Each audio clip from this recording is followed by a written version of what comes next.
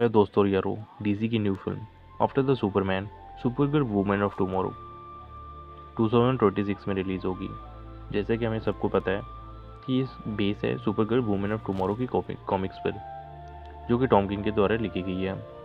तो चलिए बात करते हैं कि ये मूवी किस बारे में होगी और कॉमिक्स में क्या क्या बताया गया है। और आज हम क्रिप्टॉन से दूर जा रहे हैं एक ज़बरदस्त कॉमिक की तरफ, सुपरगर्ल वुमेन ऑफ टुमारो की तरफ। और भाई, ये वो वाली सुपरगर्ल स्टोरी नहीं है जो सिर्फ मुस्कुराती है और लोगों को बचाती है।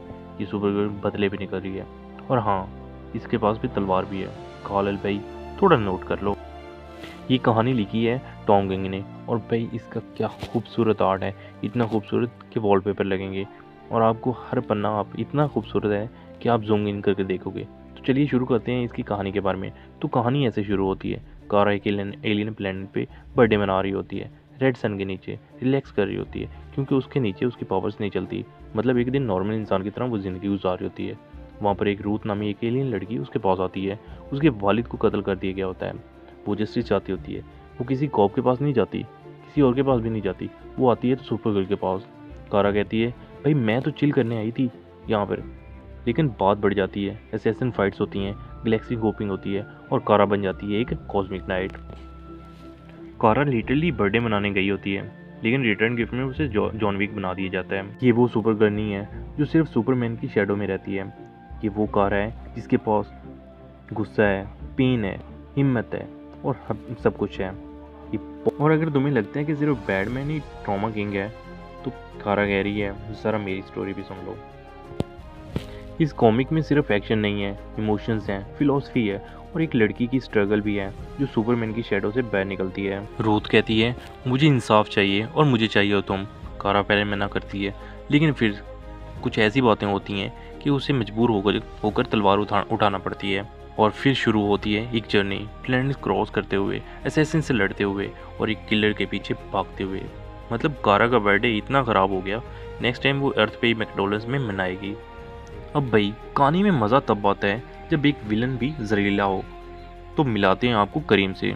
ये वो बंदा है जिसका काम ही है लोगों की ज़िंदगी को बर्बाद करना।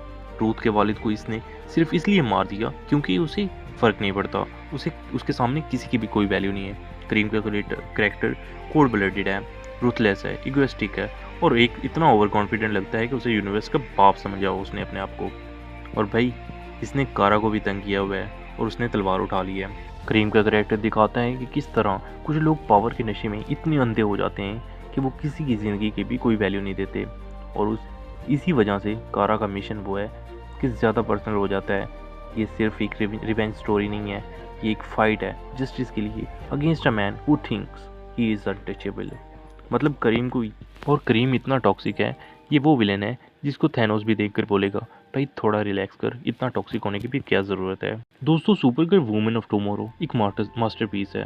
ये कॉमिक सिर्फ एक रिवेंज स्टोरी नहीं है, ये है एक इमोशनल, पावरफुल और आर्टिस्टिक जर्नी। सुपरगर्ल को अगर तुम लोग सिर्फ सुपरमैन की फीमेल वर्जन समझ रहे हो, तो अब ये नज़रिया तुम लोगों का जल्दी बदल जाएगा। I am so excited about the movie. और अगर तुम लोगों ने ये कॉमिक पढ़ी है, अगर तुम लोगों की इसकी स्टोरी पहले से पता थी, तो मुझे भी बताओ कि आपको ये स्टोरी कैसी लगी।